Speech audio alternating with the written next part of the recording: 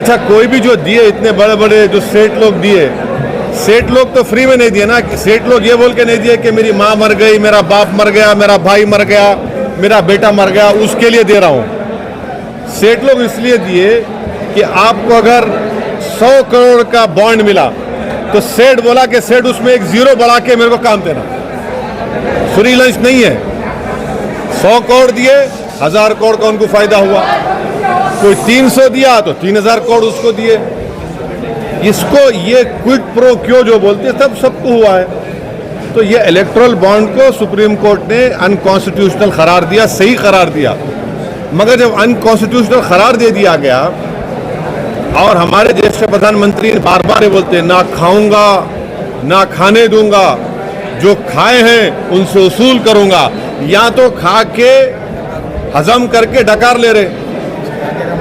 आप बताओ 8000 करोड़ रुपए, 8000 करोड़, यानी मिनिस्ट्री ऑफ सोशल जस्टिस का भी बजट इतना नहीं है, उतना बजट नहीं है। तो इलेक्टोरल बॉन्ड जो है इसमें इस हम्माम में पूरे पार्टियां नंगे सिवाय एमआईएम पार्टी के।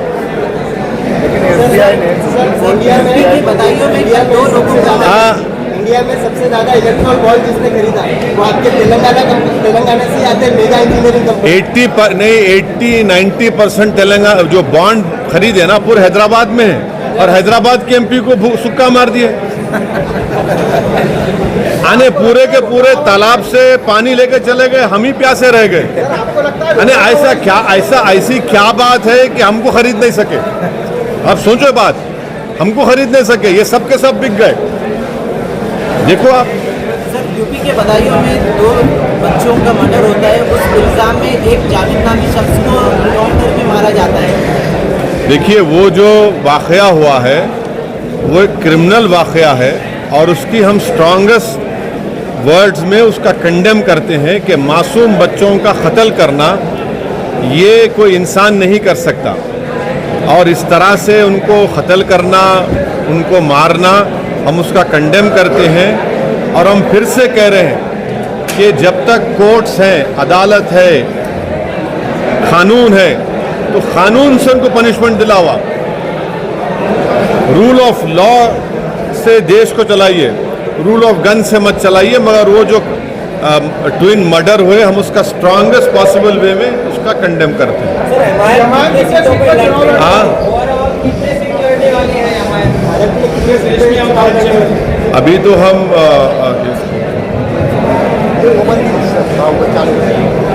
तो हम हैदराबाद, औरंगाबाद और किशनगंज से अपने कैंडिडेट्स का अनाउंसमेंट कर चुके हैं।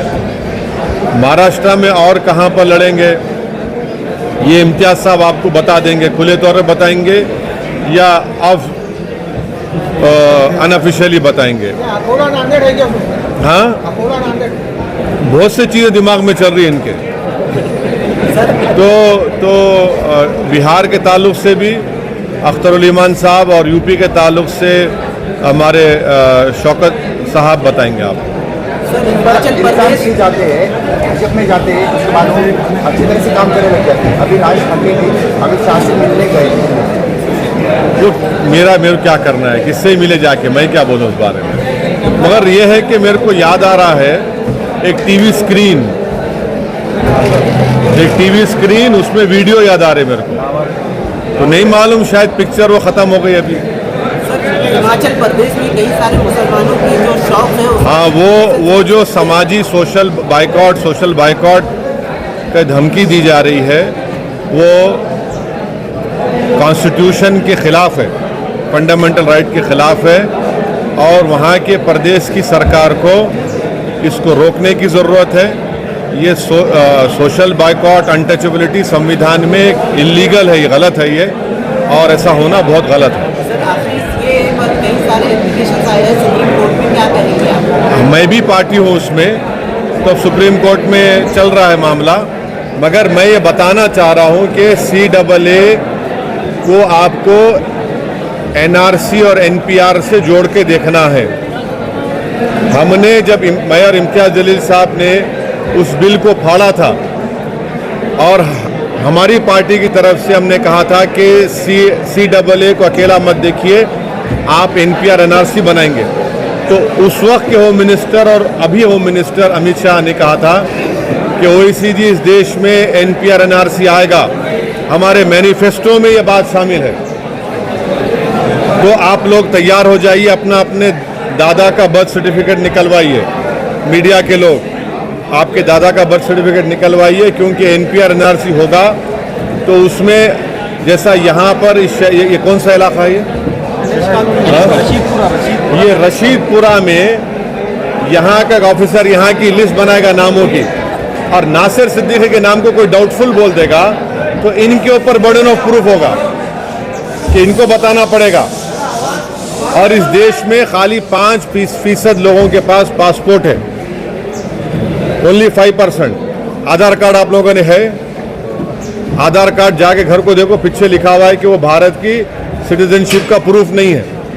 तो ये लोग बीजेपी, अमित शाह, नरेंद्र मोदी देश को गुमराह कर रहे हैं। इनका असल मकसद ये है कि CAA को लागू करके NPR NRC कराई जाए, ताकि इसमें अल्पसंख्यक समाज को अपने ही देश में परेशान कर दिया जाए। मेरा एक ही क्वेश्चन है कि क्या जब ये अभी जो अरुणाचल प्रदेश के मिनिस्टर थे, क्या नाम उनका, अभी जो मिनिस्टर हैं, नहीं वो आसाम, उन्होंने रिटर्न जवाब दिया था पार्लियामेंट में 2014 में कि NPR NRC होगा। अभी आसाम में जो NRC हुआ उसमें 19 लाख लोग के नाम नहीं आए, जिसमें से 11 लाख हमारे हिंदू भाई बहन। उनको आसाम का मुख्यमंत्री की जो राजनीति है वो नफरत के ऊपर बनी हुई है। वो गलतफहमी फैलाना, गाली देना, दिलों को तोड़ना। इम्तियाज़ साहब उसके ऑपोजिट में काम किए, तो मुझे यकीन है कि इंशाअल्लाह अच्छा नतीजा आएगा और दोबारा इम्तियाज़ जलील साहब इस पार्लियामेंट कॉन्स्टिट्यूंसी के जनता के MP बनकर पार्लियामेंट में उनकी नुमाइंदगी और उनकी आवाज़ बनेगी। कोई पार्टी अपना उम्मीदवार डिक्लेयर कर रही है, इंग्लैंड में पहला पहलवान इम्तियाज़ जलील है, बाकी पहलवान आने। तो हमने तो इम्तियाज़ जलील साहब के कैंडिडेचर का ऐलान कर दिया और दूसरी पार्टी अभी देख रही है। ठीक है, उनका प्रेरोगेटिव है, मगर हम तो अपना काम शुरू कर चुके हैं और पूरी जनता का आशीर्वाद, पूरे गरीब और ज़ईफ़, बुज़ुर्ग, हमारी माताएं, बहनें, नौजवान, सबका साथ है और इंशाल्लाह ज़रूर इम्तियाज़ साहब यहाँ से दोबारा MP बनकर कामयाब होंगे। कोई गठबंधन हो रहा है या किसी से बात हो रही है? तीसरा सवाल हो गया, आप एक अकेले।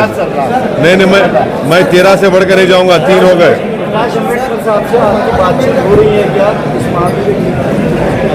नहीं, बाड़ा साहब से हमारी अभी तक कोई बातचीत नहीं हुई है और मैं पहले भी कहा हूँ, आज भी कह रहा हूँ, मैं इम्तियाज़ साहब, हमारे पार्टी के तमाम लोग उनकी बड़ी इज्जत करते हैं, करते रहेंगे। वंचित सोबत आघाडीचे संकेत देत आहेत इम्तियाज जलील, असं काही बोलणं सुरू आहे? वंचित बहुजन आघाडीला पुन्हा सोबत घ्यायचं का? वंचित के साथ जाएंगे क्या? उसको साथ में लेके? तो अभी जो रिपीट किया वही वो आप सुन लो आप।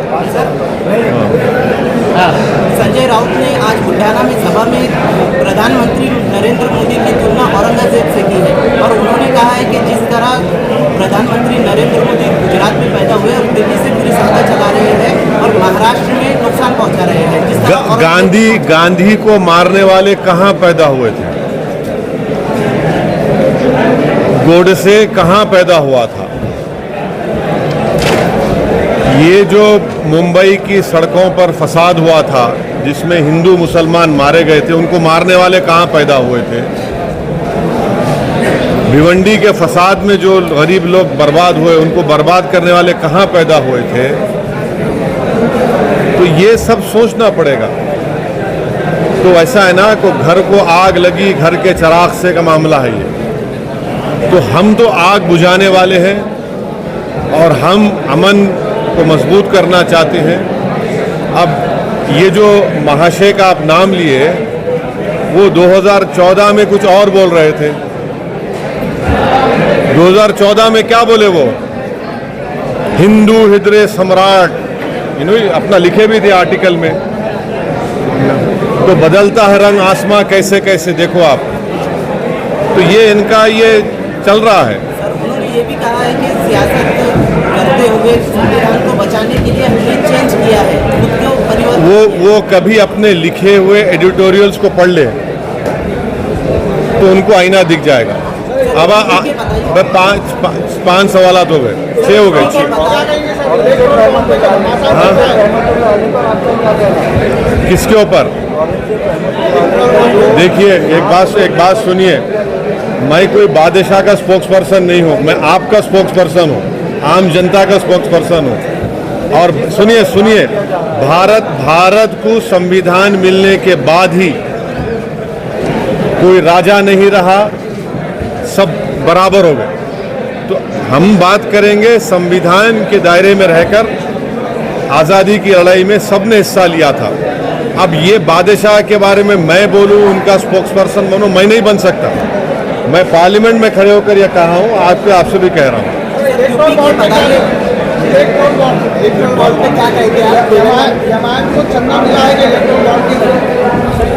ये अभी मैं इम्तियाज साहब जो है ना, ये जितने बड़े कंपनी के लोगों ने 8,000 करोड़ मोदी जी को दिया, 1700-1800 करोड़ कांग्रेस पार्टी को दिया, 1500 करोड़ के करीब ममता बनर्जी को दिया, 1100 करोड़ के करीब बीआरएस पार्टी को दिया, डीएमके को दिया, समाजवादी पार्टी को दिया, बीजू जनता दल को दिया, आरजेडी को दिया। मगर इन तमाम लोगों में ये जो खरीदार थे ये बिकने तैयार हो गए। खरीदार इनको खरीद लिया और हमारी बैड लक बोलिए या गुड लक बोलिए, हमको एक पैसा नहीं मिला, मगर फिर भी हमारे गले में सांप है बी टीम का। ये तमाम के तमाम बिकने तैयार हो गए, बड़ी जो बोली लगाया। अच्छा, हैरत की बात यह है कि आप और हम जानते कि गरीब बर्बाद होता, किसान बर्बाद होता किसमें? लॉटरी में। लॉटरी देने वाला 1300 करोड़ रुपए देता है। क्या है? एको होगा फिर। हाँ चलो पूछो। सर आप महाराष्ट्र में हो तो महाराष्ट्र लोकसभा को लेकर महाराष्ट्र में जो गठबंधन है जो चालू है, इसको कैसे देखते? मराठा आरक्षण को लेकर इलेक्शन में इम्पैक्ट हो रहा है, क्या बोलेंगे? तो ये इस सवाल का जवाब बेहतर तरीके से इम्तियाज साहब दे पाएंगे, क्योंकि वो और यहाँ के एमपी हैं और हमारे महाराष्ट्र के प्रेसिडेंट हैं, तो वो आपको जवाब दे सकते हैं। आप बोलिए। ठीक है, आप जो असम से पूछते हैं बात आपसे जानना चाहते हैं हम लोग कि आपको महाराष्ट्र बाहर से महाराष्ट्र की राजनीति कैसे दिखती है? मुझे ये दिख रहा है कि इंशाअल्लाह इस पार्लियामेंट कॉन्स्टिट्यूंसी से 5 साल पहले यहाँ की आवाम ने, जनता ने बिला लिहाज समुदाय को देखे, मज़हब को देखे, कास्ट को देखे, एक हिस्टोरिकल कामयाबी इम्तियाज़ जलील साहब को दी है। और मेरी नज़र में इम्तियाज़ जलील साहब ने बहुत बेहतरीन तरीक़े से औरंगाबाद की जनता की खिदमत की, उनके तकालीफ को, उनके मसाइल को पार्लियामेंट में उठाया। पार्लियामेंट के बाहर भी उन्होंने कोशिश की, जैसा आज एक PIL में खुद वो जाकर कोर्ट में बहस किए। और इम्तियाज़ साहब को ये था कि सिर्फ कोविड के 2 साल तो उसमें ख़राब हो गए, पूरे देश में कोविड था, तो जो लिमिटेड 3 साल का टाइम इम्तियाज़ साहब को मिला, उनका परफॉर्मेंस बेहतरीन था, एक्सेलेंट परफॉर्मेंस था। और मुझे यकीन है कि यहाँ की जो जब मतदान होगा 13 मई को, यहाँ पर जितने वोटर्स हैं वो दोबारा औरंगाबाद को कामयाब करेंगे, यहाँ की जनता को, यहाँ की कॉन्स्टिट्यूंसी को कामयाब करेंगे, क्योंकि ये जो प्यार मोहब्बत का जो माहौल यहाँ पर मजबूत हुआ है और उसी को वो लोग आगे बढ़ाएंगे। डेवलपमेंट भी हुआ है, विकास का काम चल रहा है, तो मुझे यकीन है कि दोबारा इस पार्लियामेंट कॉन्स्टिट्यूंसी की आवाम इम्तियाज़ जलील साहब को अपना एमपी बनाकर उनको कामयाब करेगी, क्योंकि दूसरी जानिब जो पार्टीज़ है वो